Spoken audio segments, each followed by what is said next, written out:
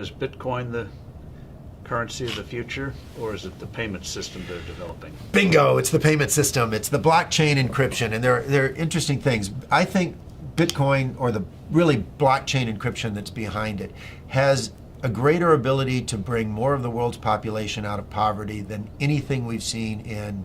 Well, for one thing, it's a cheap payment system. For one thing, it's a cheap payment system, but it's more important than that. It's more important than that. Blockchain cryptography is all about digital transfer of ownership in a completely transparent and public way. Okay, I don't want to go into any of the math and the complexity behind it, but think of what that means. That means that I can actually record ownership in public in a digital means. 50% of the world's population has a mobile phone. I read an estimate this month that in 2020, 90% of the world's population will have mobile phones. That's probably a high estimate, but that's okay. Now, $25, $35 smartphones. but we're throwing them away, and they can ship them off to emerging markets. But what's powerful about this, now think about Hernando de Soto. Yes. Okay, the Institute for Liberty and Democracy in Peru. I really think Hernando de Soto should win the Nobel Prize for the work he's done. I hope he does.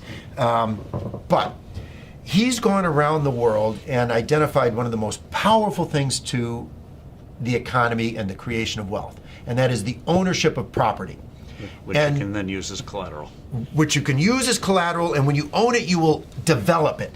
You will, the best thing you can do for the environment is to own it, because when you own it, you make sure it's sustainable for your future family, and that's powerful.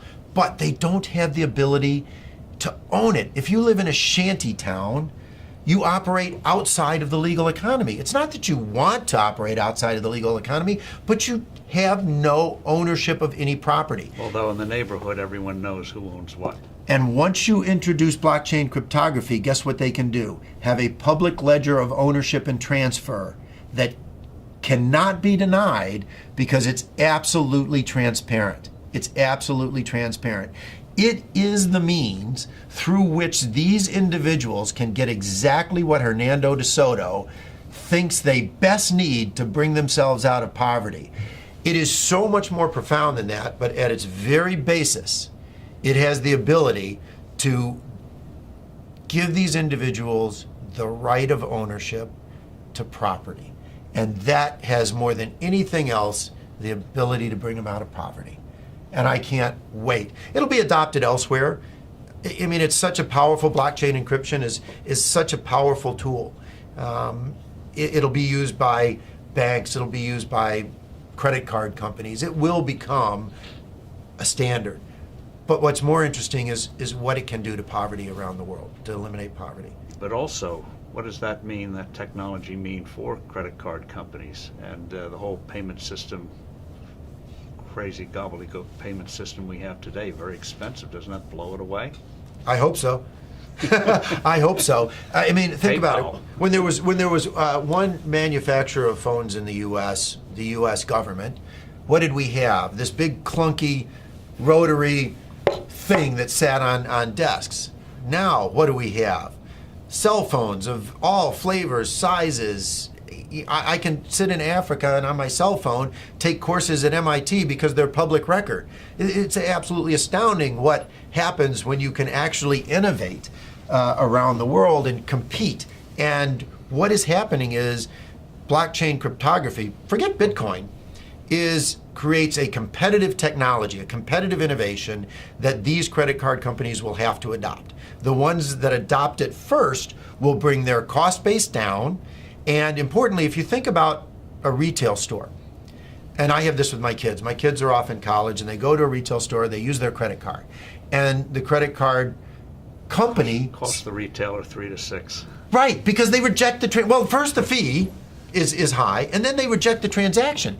Because why is this card suddenly showing up in some city, some place where I don't live? So it gets cut off. Well, with blockchain cryptography, the buyer and the seller automatically trust each other over an untrusted network.